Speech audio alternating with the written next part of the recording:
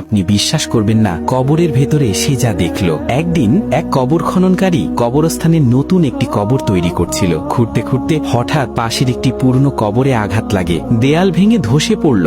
ভয়ে কাঁপতে কাঁপতে লোকটি কবরের ভেতর তাকাতেই থমকে গেল এবং তার পুরো শরীর কাঁপতে শুরু করলো। সে দেখল কবরের ভেতরে বসে আছেন এক নুরানি চেহারার সাদা দাড়িওয়ালা বৃদ্ধ।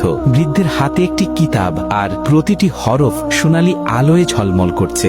তিনি প্রশান্ত কণ্ঠে তিলাওয়াত করে যাচ্ছেন। হঠাৎ বৃদ্ধের দৃষ্টি পড়ল সেই কবর খননকারীর দিকে। তিনি হাত উঠিয়ে শান্ত গলায় বললেন, আল্লাহ তোমার উপর রহম করুন, কিয়ামত কি এসে গেছে? কবর খননকারী কাপা গলায় উত্তর দিল, না হুজুর, কিয়ামত আসেনি। আমি নতুন কবর খুঁড়ছিলাম, ভুল করে পাশের দেয়াল ভেঙে ফেলেছি। বৃদ্ধ মৃদু স্বরে বলবেন, তাহলে বেটা, আমার কবরের দেয়াল আবার ঠিক করে দাও, যাতে আমি আবার তিলাওয়াতে মগ্ন থাকতে পারি। কবর খননকারী সঙ্গে সঙ্গে সম্মানের সাথে দেয়ালটি মেরামত করে দিল। তার বুক কাঁপছিল, কিন্তু হৃদয় ভরে গেল এক অদ্ভুত প্রশান্তি আর চিন্তায়। যে দুনিয়ায় কোরআনের তেলাওয়াতে মগ্ন থাকে, আল্লাহ তার কবরকেও আলোয় ভরে দেন।